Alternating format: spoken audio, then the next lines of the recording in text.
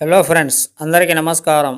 Telugu life story వింటున్న ప్రతి ఒక్కరికి మనస్ఫూర్తిగా కృతజ్ఞతలు. ఈ సబ్జెక్ట్ మనీ మంత్ర, డబ్బు గురించి మాత్రమే. ఇక్కడ మోటివేషన్ మీకు పూర్తిగా వింటేనే మీకు అర్థమవుతుంది. ఓంకారం నాలుగో వైపులా ఒక జూమ్ జూమ్ మారుతంలా మరుగుతుంది. ఓం భద్రం కర్ణేభి శృణోయమి దేవా, నా చెవులు మంగళకరమైనవి మాత్రమే వినాలి.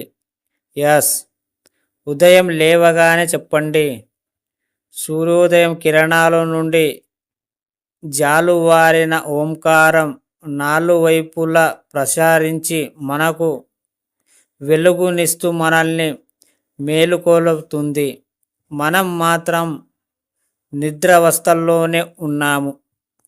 ఆ ప్రకృతి శబ్దంలోంచి వచ్చే ఓంకారాన్ని శ్రద్ధగా వినండి. మీ కర్తవ్యాన్ని బోధిస్తుంది. ముందు ప్రతిదీ వినడం నేర్చుకోండి. వినడం ద్వారా ఆలోచన పడుతుంది. దాన్ని ఆచరణలో పెట్టండి. ఎప్పుడైతే వినడం నేర్చుకుంటామో ఈ ప్రకృతిలోని ప్రతి చెట్టు, పక్షి దాని భాష మనకు అర్థమవుతుంది. కేవలం మన ఇంట్లో పెంపుడు జంతువులు మనకేమి చెబుతుందో అర్థమైనప్పుడు, ఈ ప్రకృతితో మనం ఏకమైనప్పుడు ప్రతిదీ అర్థమవుతుంది. మీ మైండ్కు ప్రతిదీ చేతనవుతుంది.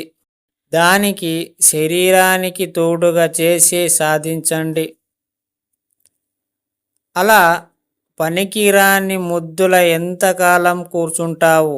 లేచి వెంటనే కార్యోన్ముఖుడవైతే ఇక్కడ ఏదైనా సాధించగలవు.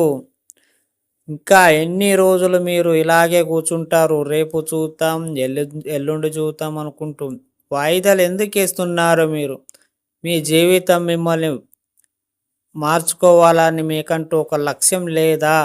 ఎందుకు తలుచుకుంటే మీరు ఏదైనా చేస్తారని మీకు కాన్ఫిడెంట్ ఉందా లేదా? అసలు మీరు ఒక గోలు లేదా ఒక లక్ష్యం పెట్టుకున్న తర్వాత మీరు ఎక్కడ కూడా నెగిటివ్ ఆలోచించడం కానీ, ఎవరి మాట నెగిటివ్గా మాట్లాడడం కానీ, నెగిటివ్ విషయాలలో కానీ ఎక్కడ వెళ్ళకుండా నీ లక్ష్యం వైపే ప్రయాణిస్తూ ఉండు. విశ్వాన్ని నమ్ముకొని ప్రతిసారి నువ్వు ఏదైతే నీకు కావాలనిపిస్తుందో అది పదే పదే ఊహించు.